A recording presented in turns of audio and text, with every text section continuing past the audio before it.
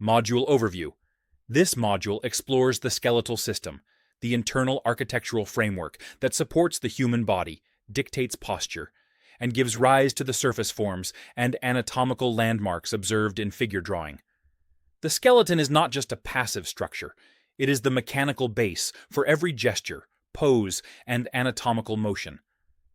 Understanding the skeletal system is fundamental to drawing convincing and anatomically sound figures, especially in poses that involve twisting, bending, leaning, or foreshortening.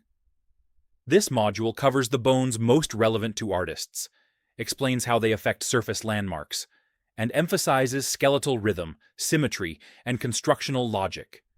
The role of the skeleton in figure drawing acts as the structural framework for the entire body, establishes the proportional and anatomical reference for muscles and fat, helps define balance, weight, and movement, reveals landmarks visible through the skin that serve as anchor points in drawing. By learning the skeleton, artists build to draw the body from imagination or stylize it with anatomical believability. The axial and appendicular skeleton.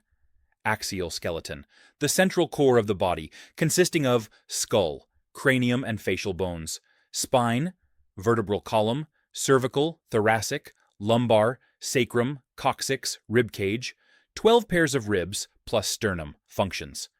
Protects vital organs, brain, lungs, heart. Provides core posture and alignment. Dictates torso movement and gesture. Appendicular skeleton. The limbs and girdles. Shoulder girdle, clavicle, collarbone, and scapula, shoulder blade, arms, humerus, radius, ulna, carpals, metacarpals, phalanges, pelvic girdle, ilium, ischium, pubis, forms the pelvis, legs, femur, patella, tibia, fibula, tarsals, metatarsals, phalanges. Functions. Enables locomotion, gesture, balance.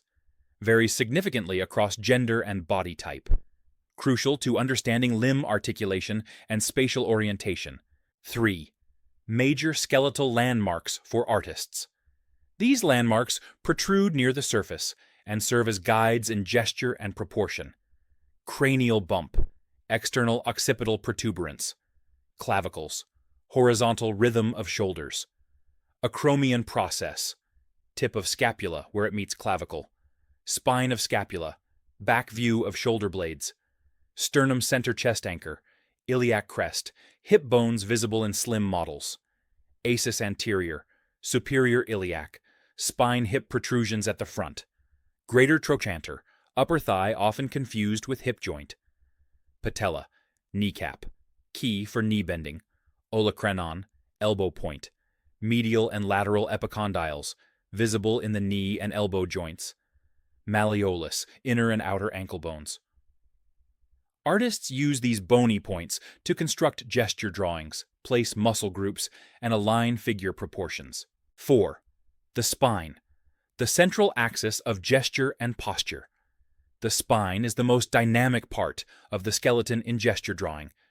It is divided into cervical, neck, 7 vertebrae, flexible, supports the head, thoracic, ribcage, 12 vertebrae, less mobile due to ribs, lumbar, lower back, 5 vertebrae, load-bearing, high flexibility, sacrum and coccyx, fused tailbone segments. Key functions, supports upright posture, allows twisting, bending, arching, serves as an internal gesture line, aids in weight distribution and balance. Spinal curvature defines major figure poses. C-curve, S-curve, reverse curves. 5. The rib cage and pelvis, structural masses. Rib cage, egg or barrel-shaped protects organs, supports shoulder girdle tilts during bending and twisting, often drawn as an oval or 3D box pelvis. Bowl-shaped form that anchors the spine and legs. Tilted slightly forward, key in weight shift and balance, often drawn as a block, bowl, or wedge. Understanding the interrelationship between rib cage and pelvis is crucial to figure drawing. Artists must learn how these masses counterbalance in motion. For example, when one tilts, the other compensates. 6. Articulations and movement. Joint types covered. Ball and socket joints, shoulder, hip. Wide range of motion, hinge joints, elbow, knee, one directional movement. Gliding joints, wrist, ankle, subtle shifts and twists. Pivot joints, neck, rotation. Each joint has a limited and specific range of motion that must be observed in drawing. Artists must learn how limbs pivot around skeletal joints, how bone alignment changes with action, the limits of anatomical believability. 7. Constructive drawing using skeletal forms.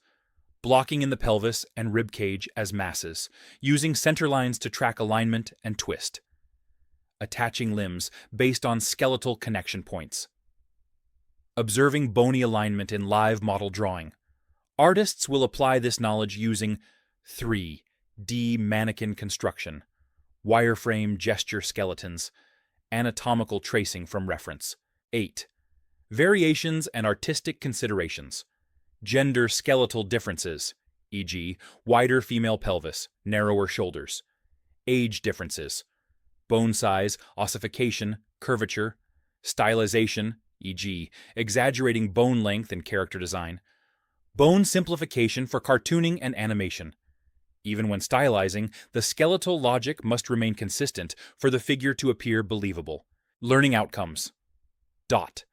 By the end of this module, you will identify major skeletal bones and structures relevant to figure drawing. Construct simplified versions of the skeletal system. Analyze pose dynamics through skeletal articulation. Use bone landmarks to structure gesture and proportion. Understand spinal flow, ribcage volume, and pelvic tilt in figure poses.